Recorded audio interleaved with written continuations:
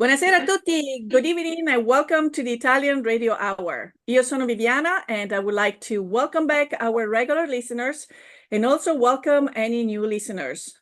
Also, be sure to like us on Instagram and Facebook at the Italian Radio Hour and subscribe to our YouTube channel to catch up on any past video interviews.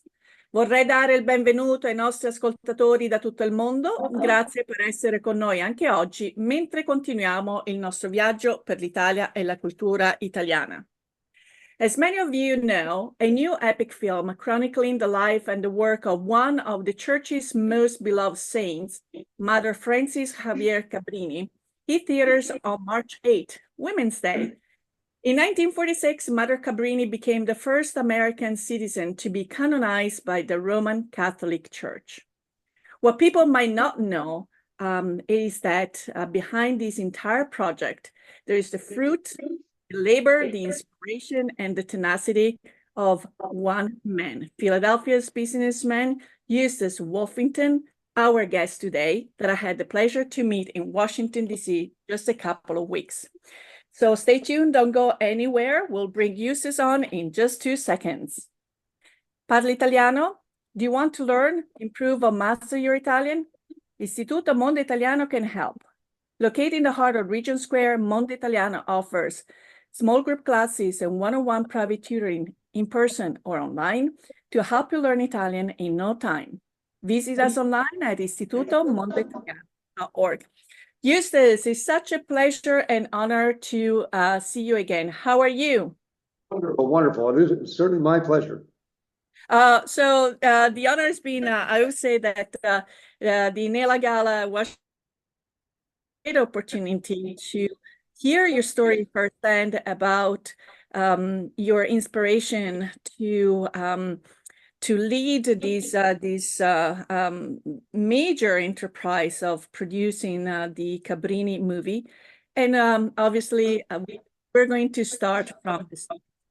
So would you mind sharing with our audience when you first came across the story of Mother Cabrini?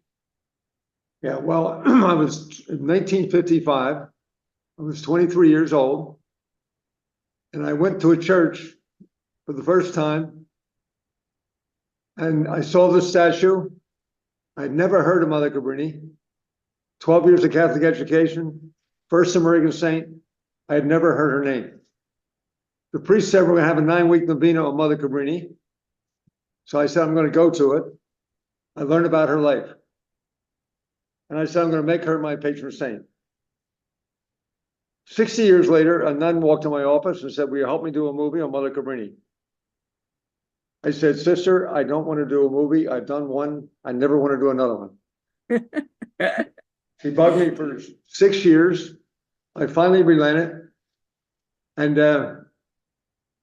she introduced me to an Italian film company. They were going to do the movie. Mm-hmm. But I saw what they were going to do. And I said, they were going to do a saint movie. Mm-hmm. And I didn't think it was fair to Mother Cabrini. She was such a great woman and did so much work. So I said, I'll do the movie if I can do a movie about a woman who just happened to be a nun.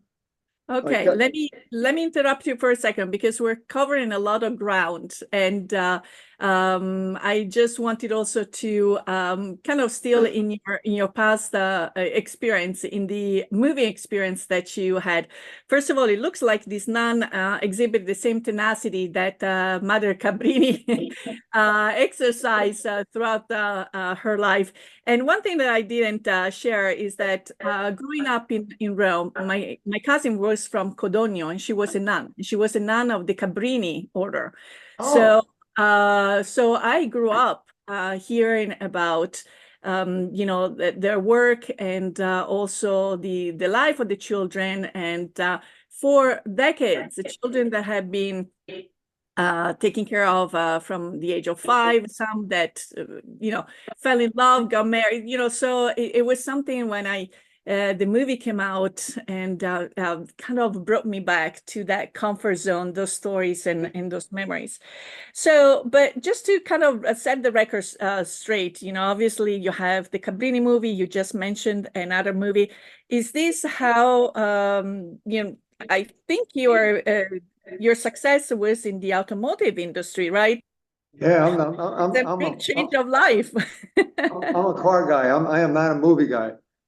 But we did a movie called Bella that my nephew got me involved in, and it's a beautiful movie. But I realized how much work a movie is, especially trying to distribute the movie. That's a very difficult task, and I didn't want to go through that again. But on the other hand, if we were going to do this story of Mother Cabrini, we were going to do it right.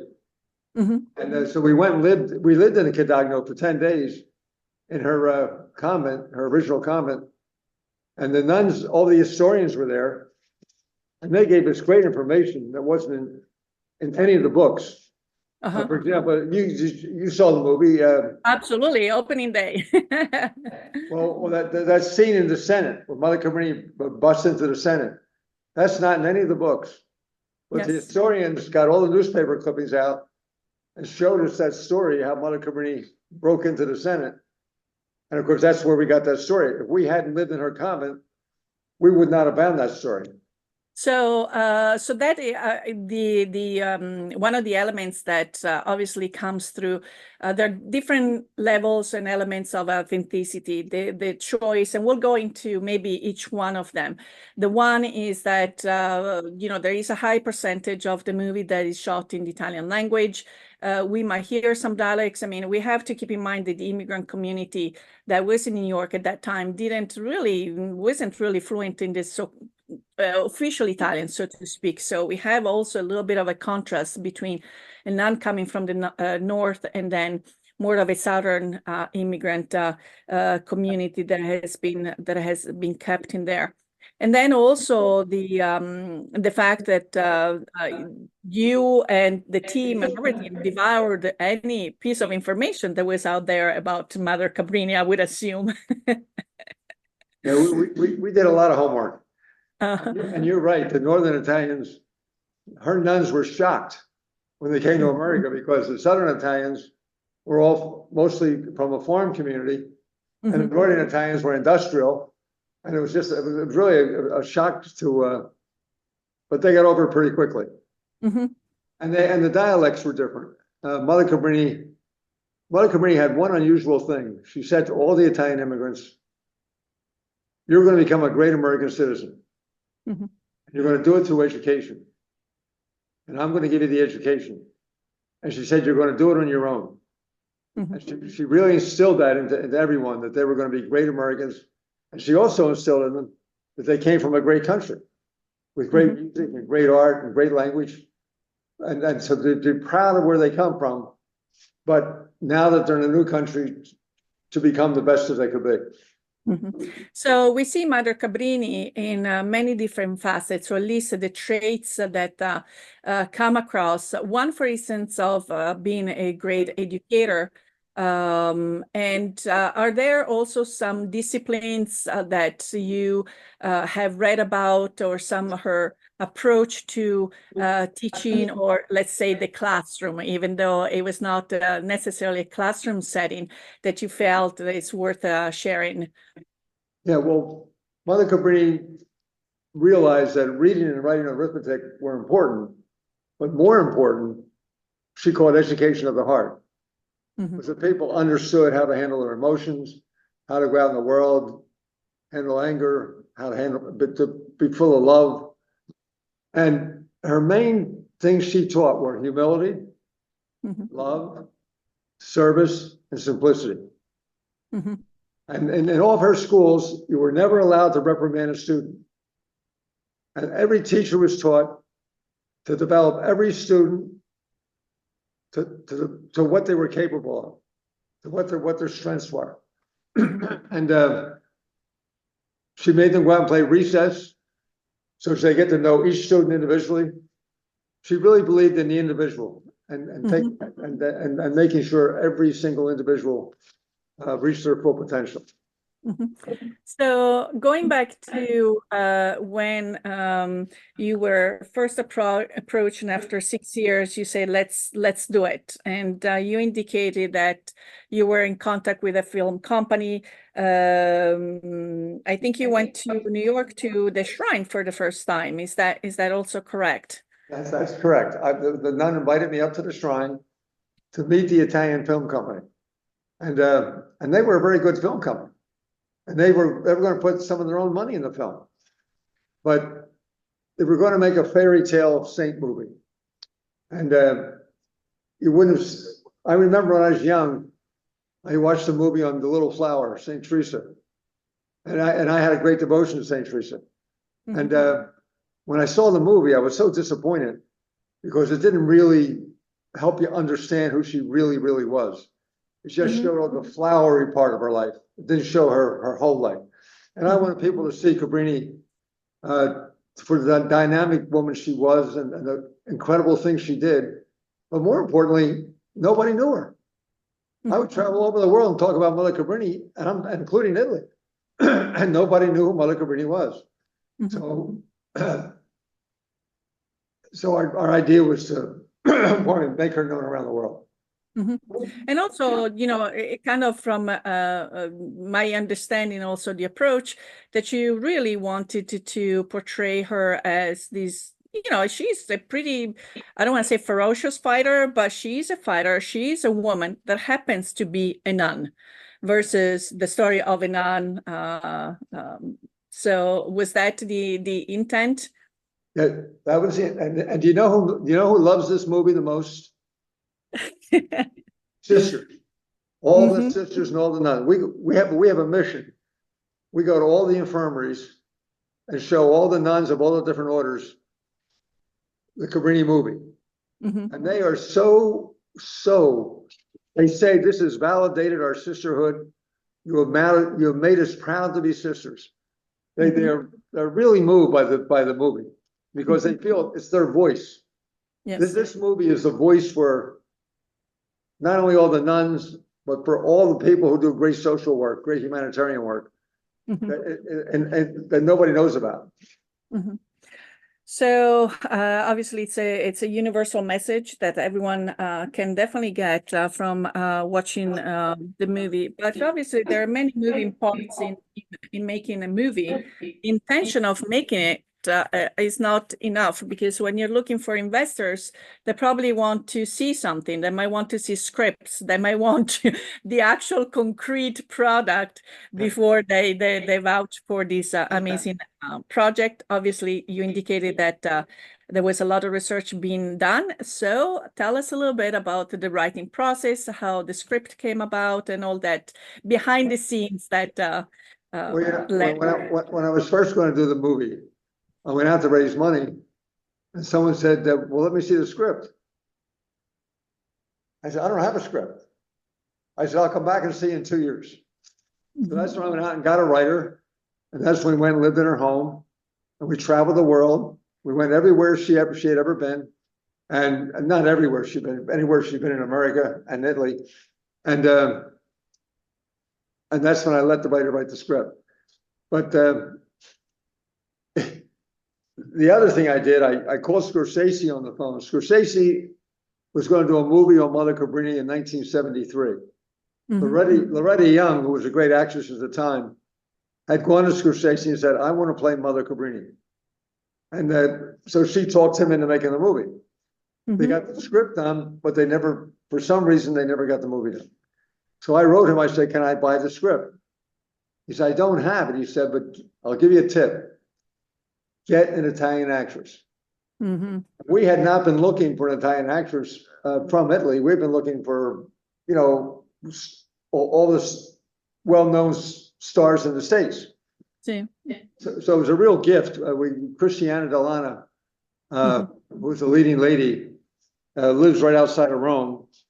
She had never been in America before. She was not a resident of the United States. So she came all the way from.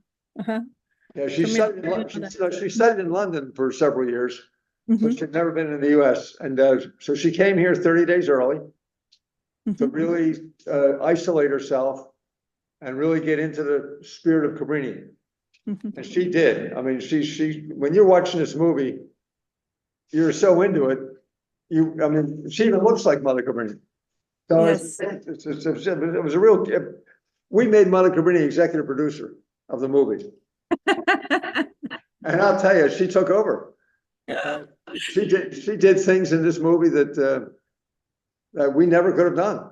And the cast, everyone you see speaking Italian in our movie, other than one person, is from Italy. And we had to get the whole cast into the States. COVID was going on.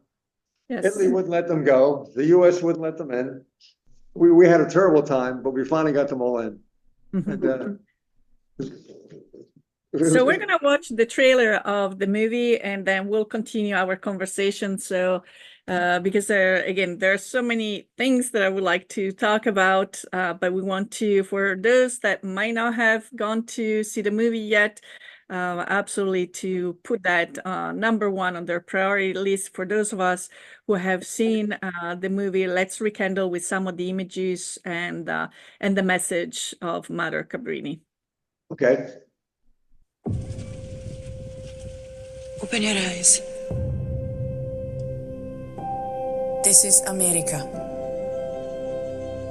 the greatest nation on earth,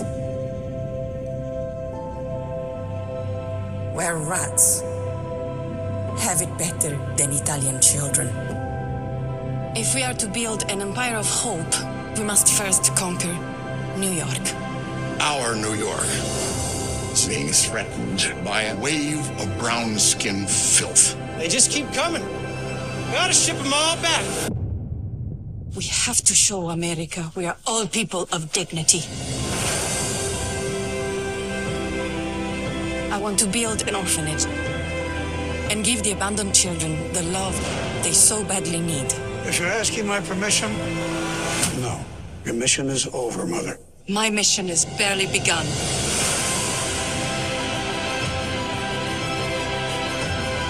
This is a beautiful place to live in. Now we need to fill it with children. Be careful. This place will eat you alive. You're under arrest. Even the Pope cannot protect you from what may come. You have to learn to face your fears. Who the hell do you think you are? I am a woman, and I am Italian. We are all the same, all human beings, children of God. I believe I'm being threatened by a nun. Most of these Italians are already Americans. You have an election coming up, do you not? And I thought you were new at this.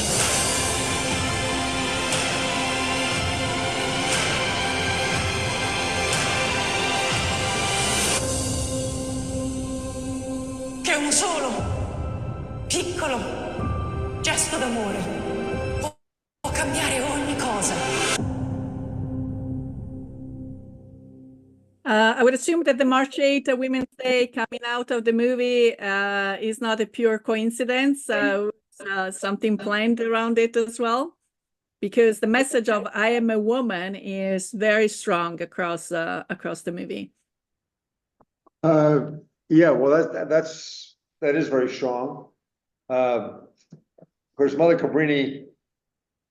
What's interesting is that she grew up in a time when women were really kind of subdued or kept down, and there was no keeping her down, and she just fought for whatever she believed in. But I think the fact that she was a nun worked to her advantage. I think it let her get away with things that maybe would have been more difficult for another woman to get away with. So she challenged everybody. She challenged all the authorities, not in a way that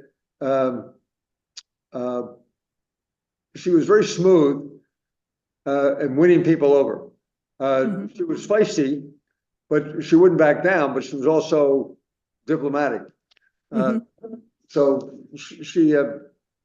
the woman had so many unbelievable skills. She was never educated more than high school. She didn't come here till she was 39 years of age. And yet from 39 years of age to the age of 67 when she died, she built 67 institutions. And she bought the ground, she did the zoning, she got the architects, she built the building, she staffed the building, and she'd be all into something else.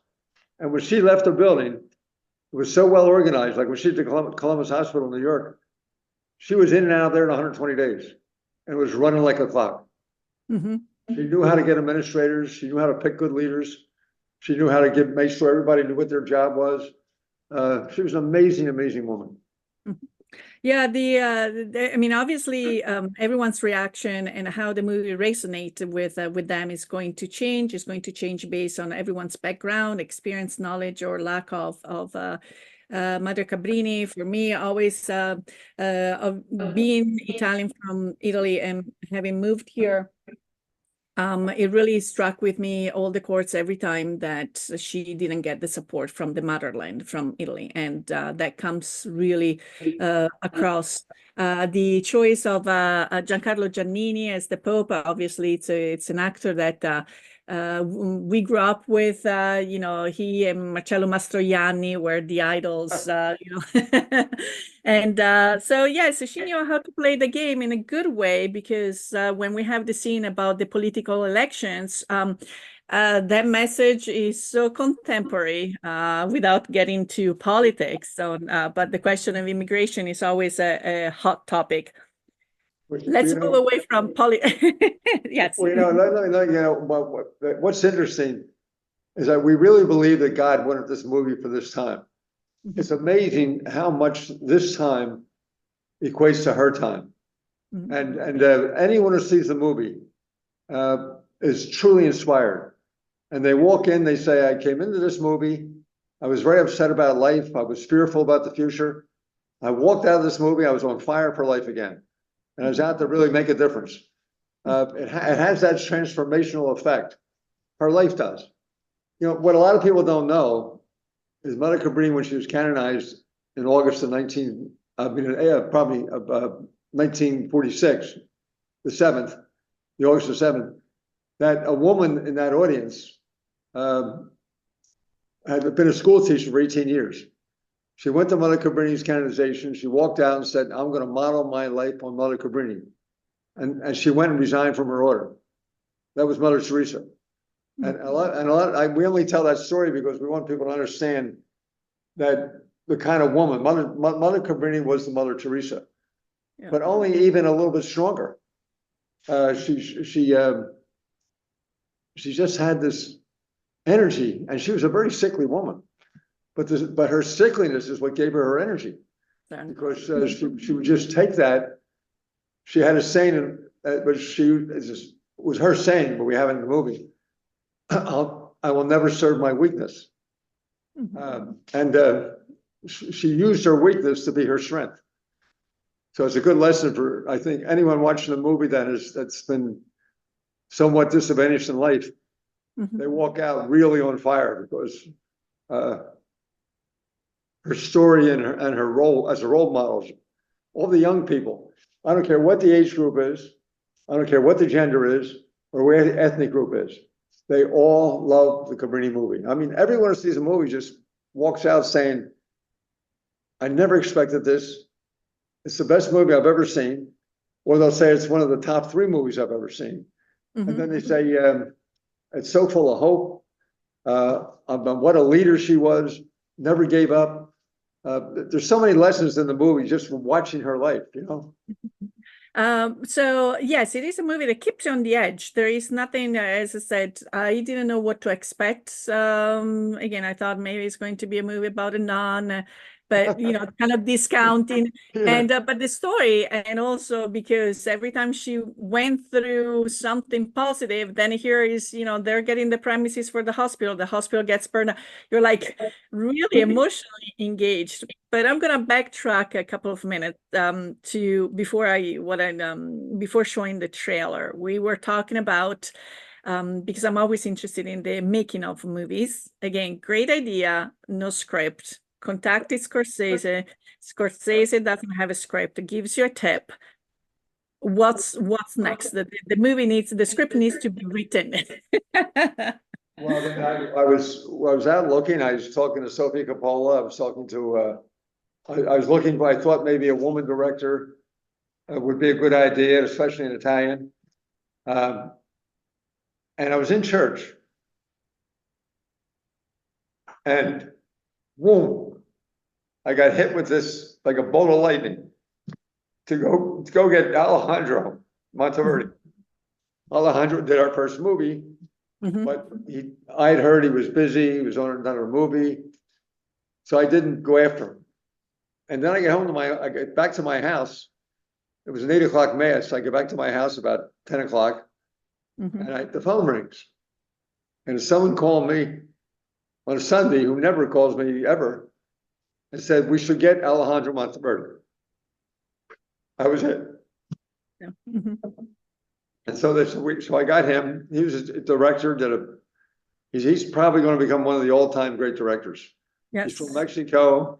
He's an immigrant. He understands immigration. He came here as an immigrant, and he just had a great feel for how to make this movie. So probably it's one of those that has to see the movie before he can commit. Like in his head, he has to see it before it actually comes to fruition. Well, he didn't want to do a movie about a nun. But for some reason, people don't want to go to a movie about a nun. And so that's a great disadvantage we have, because we're not, as I say, we're about a woman. But he looked at but when he read the script, all of a sudden he saw clearly in his head. He said when he does a movie, if someone sends him a script, if he doesn't see it clearly in his head, he turns it down. But all of a sudden, he just saw this movie and had this inspiration that he had to do this movie. So that worked out great. Yeah. So finally, we had the writer, we had the director. Let's talk a little bit about casting. You know, we talked about the main actress, and you indicated also that when did the shooting approximately take place, and was COVID affecting any of the production schedules and costs? I would assume that costs have also increased during when you have extra testing and all that good stuff. Yeah, well, we started shooting on Mother Cabrini's birthday, July the 15th in 2021. And it was interesting. The director wanted to shoot this movie in black and white, and they set all the lighting up, and they had gotten all ready to do this thing in black and white. They put a lot of pressure on me. They want to do it in black and white, and they almost had me convinced. And finally, I'm laying in bed one night, and I said, "No, God did not make the world in black and white. He made the world in color. This movie's going to be in color." So we got up there the day before shooting, and we said, "Gentlemen, it's going to be in color." But the fact that they had set up all the lighting and going out to every location to look at the light at different times of the day, they shot this movie around the light, and that's why we get such a beautiful color. I mean, when people see the cinematography in this movie, it's going to blow their mind. We had one woman, one of the top Italian leaders in the country. She saw the movie and she said, "Just go for the cinematography. Just go for the music. Just go for the dialogue. Just go for the acting. If for no other reason, go see this movie." So that part worked out very well. Did I forget to tell you something? No, that was we were talking about, whether COVID had impacted the timelines, because 2021, obviously there were still cases around and everything, and so a lot of productions. We shot the movie in Buffalo. We were 9 weeks, and 9 weeks is a pretty long time. Then we shot 10 days in Rome. We never missed a day of shooting. COVID was very expensive. We had 9 cases broke out. They never shut us down. If they had shut us down, we would have to pay everybody's salary, and we had 1,200 extras. Yep. Wow. Everybody's salary for 2 weeks at 60%.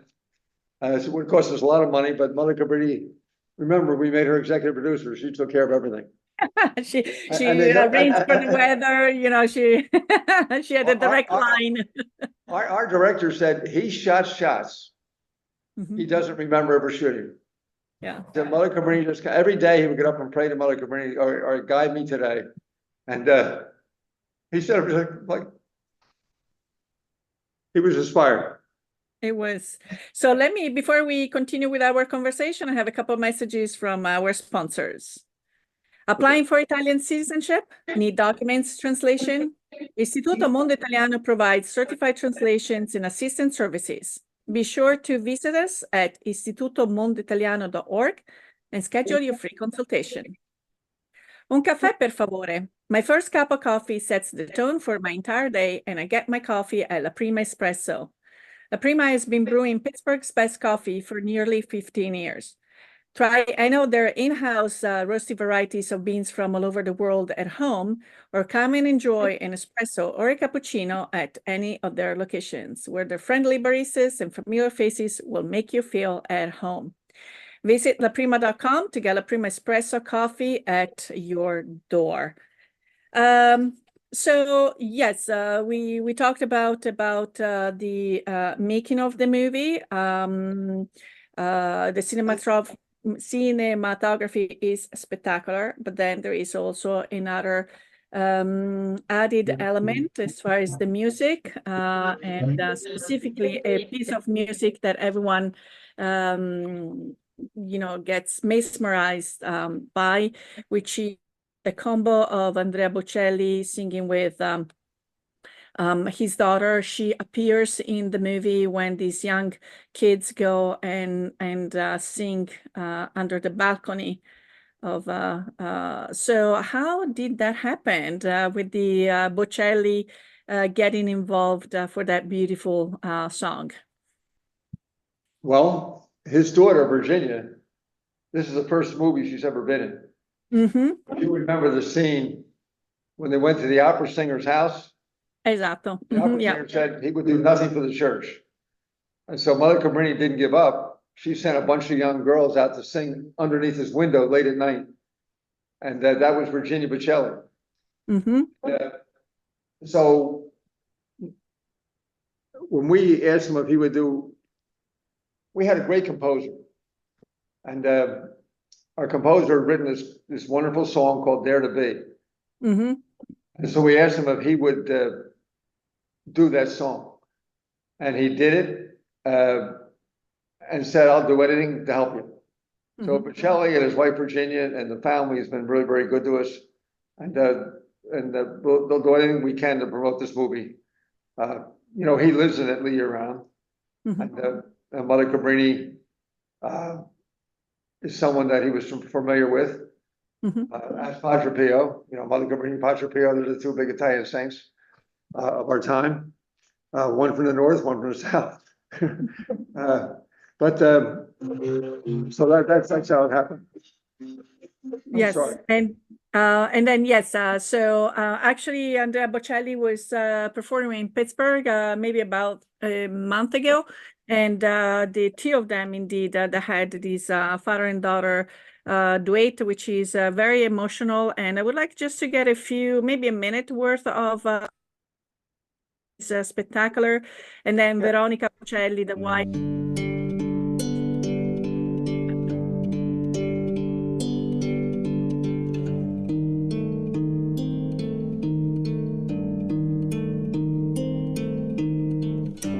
Vivo di te, abbi cura di ogni pianto.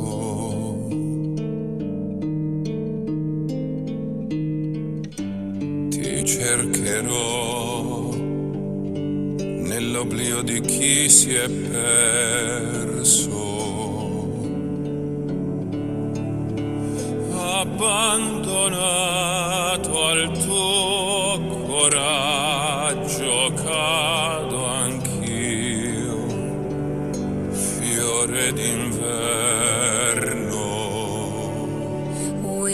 dare to free visions unseen, new worlds beyond me. Sea to shining sea, with us we bring a voice that sings forgotten harmonies. Even the darkest night beholds the light that guides you. Senti come cambia il vento dell'umanità, lode all'aurora.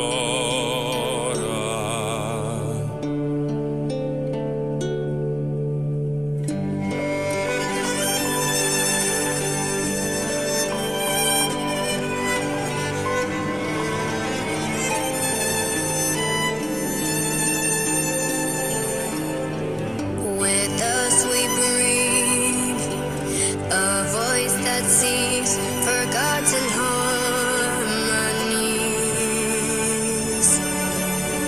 Abbandonato il tuo coraggio, cado anch'io, fiore di me.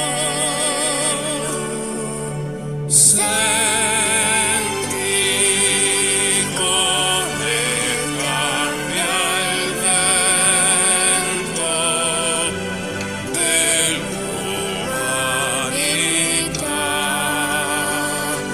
lode all'aurora. Vivo con te nell'incanto.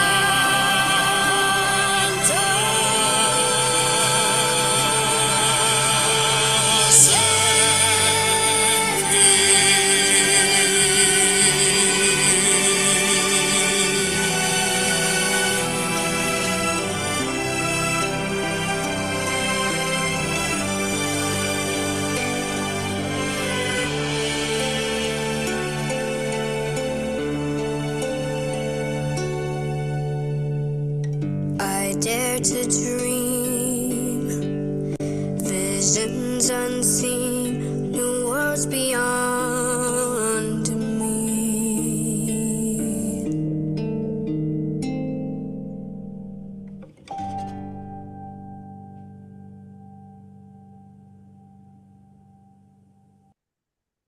Almost difficult to stop in mid-song as I was planning to, because it's such a beautiful piece that you know, you just We're still paying for our electricity. you just want to keep on playing it to the very end. And even because the scenes of the movies, the fields or the water, when water seems to be an element that represents both the sickness, overcoming her fears, but also when they finally find water on the property, that is life. So a little bit of a, don't want to say contrast there, and also the idea that water always flows pantarei, you know, and the show is this song was written in a record time, right? So you said Gene Bach was the composer, but Bocelli came with his lyrics quite, his turnaround time was quite fast from... Yeah, his turnaround time was 48 hours. Wow. So I believe that people have volunteered their impressions of the movie. Some of the comments that you heard from moviegoers. Well, the comments were so spontaneous and so deeply felt. Mm-hmm.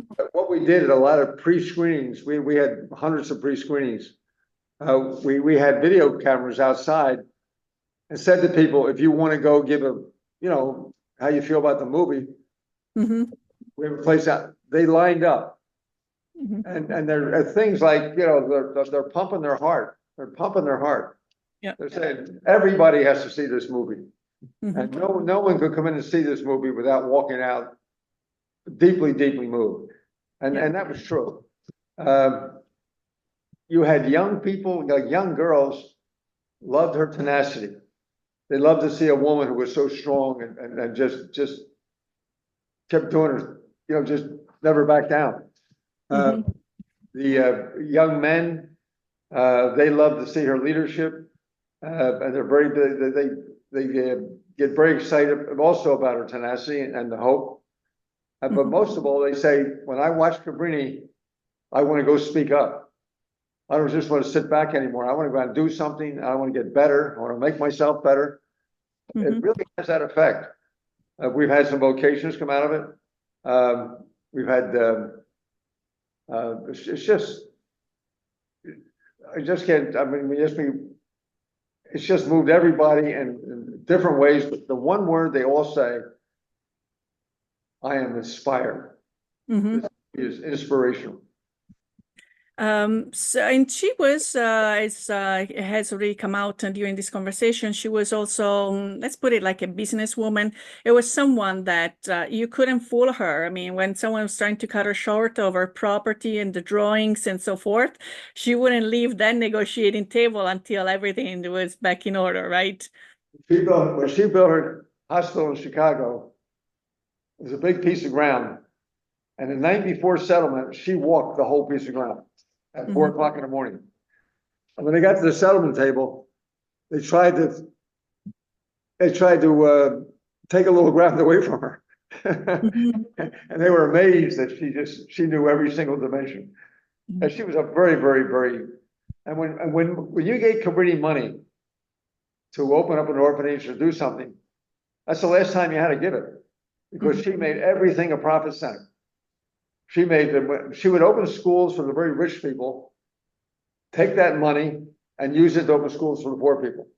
When she built a hospital, she built a section for the very rich people, charged a lot of money, and used that money to pay for the poor people. She just had this great, way back then, she had the Robin Hood concept down pretty good. Yeah. So I have one question now, talking about the business etiquette. Was there anyone in your own personal life that kind of was inspiring to you, or kind of taught you, not the ropes, but or not even a lesson to make you a better business person, a better person as you are? Is anyone from your childhood, from your past, that kind of show you the way to do it and to do it right? Well, of course, my father was very good at that. And there's a book written by a Father Byron, who's a Jesuit, and it's called The Sages of Life. And he said that young children up to the age of 11 are dependent upon their parents. Everything is their parents. Everything's built around their parents. Then they go to school. Around 12, they start all of a sudden a coach, a teacher, maybe some movie star. Some new one comes into their life as a role model or a peer. He said, then when they become 18 or 19, they decide, do they want to be part of the family? Well, in other words, when they're born, they have no control. When it points it out in the movie, you're born, and whatever the gifts God gave you, that's what you have. But when you're 18, you decide whether you want to buy your parents back. It was a very interesting observation. My parents were a big influence in my life, but when I got out into the world, there were coaches, there were teachers. I went to Notre Dame. I got very involved spiritually at Notre Dame. Notre Dame had a religious bulletin on your door every day. Our Lady's Grotto was a big part of the campus, and every chapel every dormitory had a chapel. It was mass every morning. This is back in the 50s. I guess my parents had the biggest influence in my life. Well, from father to son, this is a recognition to your work and contribution. We know that the Cabrini had many daughters, but only one son. So tell us a little bit about the special recognition that you have received. Oh, that was super special. I was receiving an award. We'll give a little background. When we first did the movie, the most important audience to us was to go to the Cabrini Order and show it to them. And we were really, on pins and needles to see what the reaction was going to be. And they had nuns from all ages. And they all were weeping, and they kept saying, "That's Cabrini. That's Cabrini." So that made us very, very happy. But anyway, they had a dinner, and they invited me up. I had no idea what was going to happen. And they named me son of the Cabrini. And I guess that's probably, that's a concept that really hits you deeply, son of Cabrini. In the movie, we use the title Cabrini. And the reason we use Cabrini by itself is the Pope. Whenever the Pope would go see Mother Cabrini in the Vatican, he'd yell across, "Hey, Cabrini, hey, Cabrini." So that's how we decided to take Cabrini. But that was very special. I just can't say much more. It was just very, very special. So where is the Cabrini message going to go? I believe there are plans the Cabrini movie has been taken overseas. I think it will be coming out also in Italy. I don't remember if it is in September. So can you tell us a little bit about where Cabrini has gone already and where Cabrini is going? Okay, well, Cabrini has been everywhere in America. We have screened it in Manila and Hong Kong and Singapore, and they all were just as excited about the movie there as they were here. We are going to open up in Brazil in August, and then hopefully then Mexico. Pardon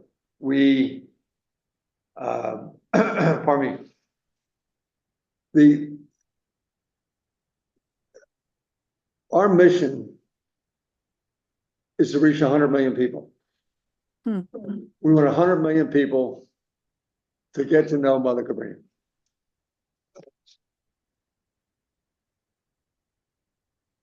The impact that she has in this movie, some people say we're different.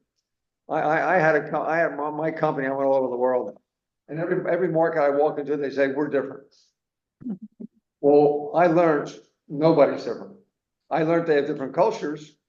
I learned they have different languages, but deep down, nobody's different. They all want the same thing. And what Mother Cabrini, what she does to the spirit. Someone said it yesterday. They said this movie is not a movie of religion, of religiosity. It's a movie of spirituality. It's her soul and her spirit that drives this movie, and you know where it's coming from. But our most important thing that we're going to open up in is on the 23rd of September. We're going to open up in the one and only place that counts, and that's Italy. Yes. So we're really looking forward to that. We're going to show it to the Parliament 30 days before the opening. So we'll go over there at the end of August. Okay. And then we're going to, and of course, most of the cast we have, Giancarlo Giannini, you mentioned him. When we shot the movie 10 days in Rome. Oh, by the way, the weather in Rome was raining when we got there. It was December. The day after we got there, we had the most beautiful 10 days you've ever had in your life in December in Rome. I don't know how many years. The day we left, it started raining again. So Mother Cabrini was watching over us. She's directing. She was directing. Giancarlo Giannini, when he walked on the set, you could hear a pin drop. Mhm. Because in Italy, he's a very revered actor. Absolutely. And it was just so great. And he's such a wonderful, humble guy, you know? And so he has this wonderful voice. So as playing the Pope, you couldn't have gotten a better person to play the Pope. He was just perfect, just perfect. Absolutely. Well, we're going to be in Rome at the same time, so maybe we'll I know that your schedule is probably going to be packed with important meetings, but at some point if we could connect, or if there is any showing that I could attend. I have already told my sister, who lives in when we talked about the movie, because she lives in Rome, and said, when are they going to show it in Italy? So now I can give her a date. Oh, wonderful. Okay, great. Yeah, absolutely. So unfortunately, our time together is up. I don't know if there is one last message or anything that you would like to share with our audience, but I wanted to really thank you for your time today, and again, your perseverance, your vision, and for being the hand to Mother Cabrini's volontà and mission to bring this amazing story to all of us, that will make every viewer think about it, and again, relate and take on any message based on their own personal background. So any last words from yourself? Well, the last message I gave down in Atlanta was for everybody to say, she's one of our own, let's make her known. To make sure the whole world knows about Cabrini. She'll inspire your life, and she'll inspire every life that comes in touch with her. And life is very short. And we don't have too many role models in this world today. And Mother Cabrini is probably the perfect role model in this film in every aspect of your life, every aspect. So I would just ask everybody to help us reach that 100 million people. You can go on Angel streaming right now. You can just look up Cabrini movie, Angel Studios, and you can watch the film on Angel Studio. And the end of June, we'll be on the Amazon platform on demand. We'll be on the Apple platform on demand. And one other one, I'm not sure where it is. So they'll have a chance to see the film, get everybody who can to see it. What we want to do, and maybe people listening can maybe help us, we bused 20,000 school children in Philadelphia to see the movie. And the impact was so strong that we're going to try and go to every parish in the country and find some philanthropists locally, like they did in Philadelphia, to pay for the kids to go see the movie at a theater, and then that night show it to the parish. So we're going to do everything we can to make sure the Cabrini people know about Cabrini. And anyone who sees the movie, anyone, they'll walk out and they'll thank you for recommending the movie to them. And they do. I mean, it's incredible. We get letters that you wouldn't believe from people on what the impact the movie has had on them. So all I can say is thank you for letting us talk about Cabrini. And let's pray that she steps in. She's executive producer. Yeah. And touches everybody's hearts to watch this movie. Absolutely. And as also the executive director of Istituto Mondo Italiano here in Pittsburgh, I would be more than happy to be a part of anything that we can do in Pittsburgh to make that vision happen. To I had created an Italian program in a Catholic school, Sacred Heart. Let's not forget about Sacred Heart. So I will be, maybe we'll be in touch, and it will be my honor and pleasure to be of assistance for anything that we can do. So my daughters all went to Sacred Heart in Philadelphia. I have 10 children. I have 6 daughters and 4 sons. And the Sacred Heart has been a tradition for myself, for my aunts. And when I went to Rome, at the top of the Spanish Steps, the Sacred Heart nuns have a convent there. And it's okay. That was Mother Cabrini. Mother Cabrini went to the school of the Daughters of the Sacred Heart. Was the name of the school she went to. And that's where she got her great devotion to the Sacred Heart. Okay. Okay. Thank you. Benissimo. So it's time for us to say arrivederci and alla prossima. We want to thank you for tuning in into the program. If you have any questions or comments, or if you have any topics you would like us to address, please contact us at theitalianradiohour@gmail.com. We would love to hear from you. Remember, if you or any of your family and friends have missed a prior episode or would like to listen to this episode again, subscribe to the Italian Radio Hour on YouTube or where you catch your favorite podcasts.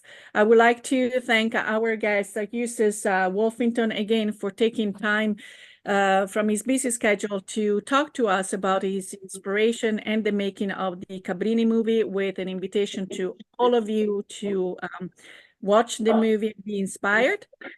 Well, I would like to thank our sponsors, Istituto Mondo Italiano and La Prima Espresso. Until next time, alla prossima. Ciao, ciao.